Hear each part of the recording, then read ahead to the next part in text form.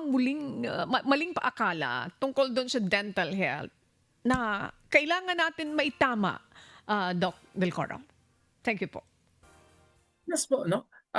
Karaniwan po kasi na nakikita po na, senaryo na nakikita po na may mga paniniwalang hindi po ano, ang ang iba po ay kung mapapansin niyo po yung pong pagkakaroon daw po ng, maputing ngipin ay ito daw po ay umaakibat sa isang matibay na ngipin 'no.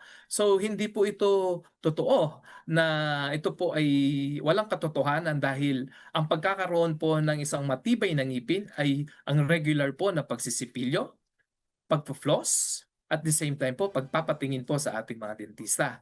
At the same time po meron din pong mga, pagkakamali na iniisip nila na ang pagdudugo ng gilagid po ay, hindi na po nila tinutuloy ang pagfo-floss. Mali po ano, dapat po talagang mas lalo po tayong gumamit ng dental floss 'pag tayo po ay, 'pag nagdudugo po ang ating gilagid. Dahil ang pagdudugo po ng gilagid ay yan po ay first sign ng gingivitis. At itong gingivitis na ito 'pag ito ay hindi naaksiyunan o nabigyan ng lunas, ito po ay puwedeng tumungo sa napakalaking problema. Yun na nga po ay pagkakaroon po ng periodontal problem.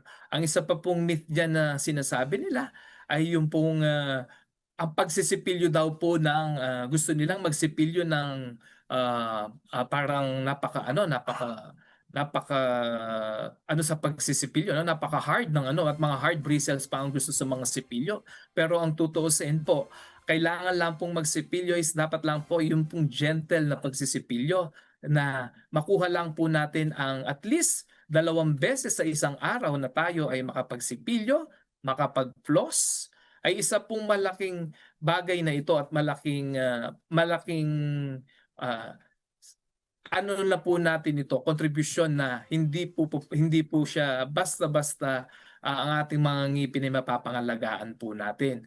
At the same time po ay may mga myth din po na sinasabi nila ng, yung pong, pagkakaroon ang mga lalo na po ang mga buntis ano po, kung malalaman niyo po ang mga buntis po na ating mga magulang 'no, ang mga magulang diyan na mga buntis ay hindi po totoo na hindi po kayo puwedeng magpatingin at kung kailan na lang po kayo ay manganganak, dun po kayo magpapatingin. Hindi po ito po ay isang hindi po totoo na ang kailangan po ay mas lalo po kayong magpatingin. Dahil lalo na po yung second trimester ninyo na napakahalaga po na ito pong second trimester niyo nito na kayo po ay magpatingin sa mga dentista. Dahil ito po ay isang bagay na napakahalaga, lalong-lalo na po sa inyong pagbubuntis. Dahil ito po ay mapapangalagaan ninyo ang inyong dinadalang, baby, at the same time kayo rin po ang health ninyo. So kailangan po mas lalo kayong magpatingin, mas lalo po kayong, kung meron pong mga emergency cases na kailangan din po ay kaakibat nito ay puwede po kayong pumunta sa dentista at hindi po yung manganganak na lang kayo dahil isa po sa factor na puwede pong idulot ng maruming ngipin at maruming gilagid ay magkaroon po kayo ng premature birth. Ang premature birth po na ito po ay nangangahulugan na ito po ay hindi, maaari pong maging yung preterm labor po ninyo ay maaari pong ma-contribute po doon sa ating pagkakaroon ng maruming, ngipin.